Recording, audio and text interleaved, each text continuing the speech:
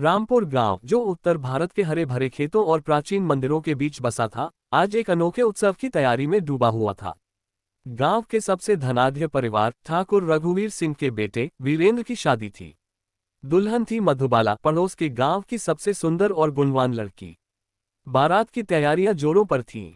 रंग बिरंगे झंडों से सजा गांव, ढोल नगाड़ों की गूंज और मिठाइयों की महक हर तरफ फैली थी। ठाकुर रघुवीर सिंह ने पूरे गांव को न्योता दिया था। बारात में शामिल होने के लिए दूर दराज से रिश्तेदार और दोस्त आए थे। वीरेंद्र, एक हंसमुख और बहादुर नौजवान, अपनी दुल्हन को लाने के लिए बेसब्र था। उसने अपने घोड़े शेरू को सजाया और बारात की अगुवाई करने को तैयार था। बारात में 100 से ज्यादा लोग थे, नाचते गाते, आतिशबाजियों के साथ और ढोल की थाप पर थिरकते हुए। शाम ढलते ही बारात ने रामपुर से मधुबाला के गांव चंद्रपुर की ओर प्रस्थान किया।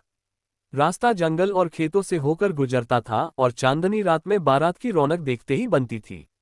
लेकिन किसी को नहीं पता था कि यह खुशी का कारवां जल्द ही एक रहस्यमयी घटना में उलझने वाला था। रात के करीब 9 बजे, जब बारात जंगल के बीच से गुजर रही थी, अचानक एक तेज हवा का झोंका आया। ढोल की आवाज धीमी पड़ गई और बारातियों में खुसर फुसर शुरू हो गई। वीरेंद्र, जो अपने घोड़े पर सबसे आगे था, ने पीछे मुड़कर देखा। उसे कुछ अजीब सा लगा। बारात का पिछला हिस्सा, जहां उसके चचेरे भाई और गांव के कुछ लोग थे, अंधेरे में गायब हो चुका था। रुक जाओ, वीरेंद्र ने जोर से चिल्लाया। ढोल बंद हो गए और बारात रुक गई। उसने अपने सबसे करीबी दोस्त गोपाल को बुलाया। गोपाल, ये क्या हो रहा है?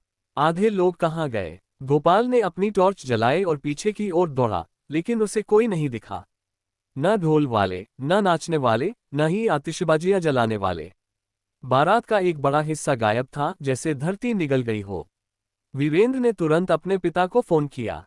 ठाकुर रघुवीर सिंह, जो गांव में शादी के बाकी इंतजाम देख रहे थे, ये सुनकर स्तब्ध रह गए। ये कैसे हो सकता है?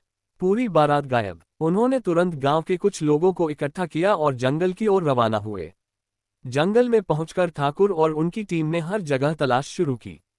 टॉर्च की रोशनी में उन्होंने पेड़ों, झाड़ियों और रास्तों को छान मारा, लेकिन बारात का कोई निशान नहीं मिला। न कोई पदचिह्न, न टूटी टहनियां, न ही आतिशबाजियों का कोई अवशेष।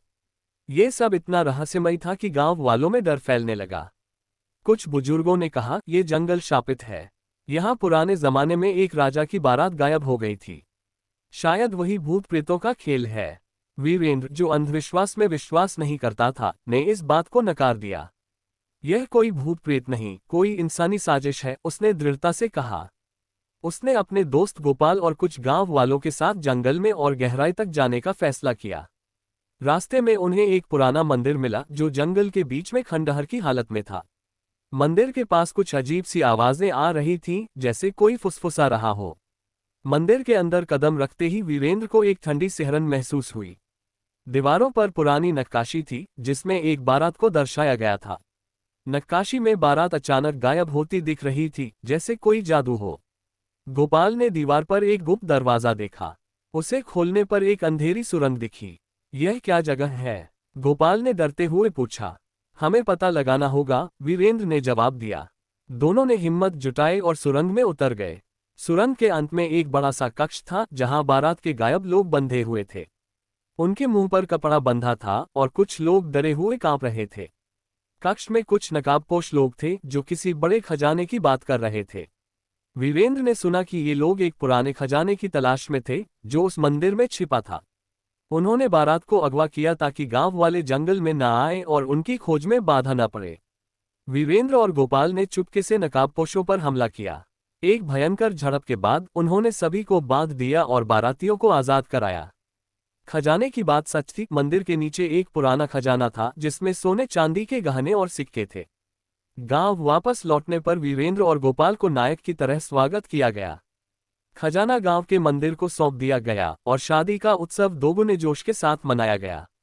मधुबाला और वीरेंद्र की शादी में पूरे गांव ने नाच गान किया। गुमशुदा बारात की कहानी गांव में एक किंवदंती बन गई, जो पीढ़ियों तक सुनाई जाती रही।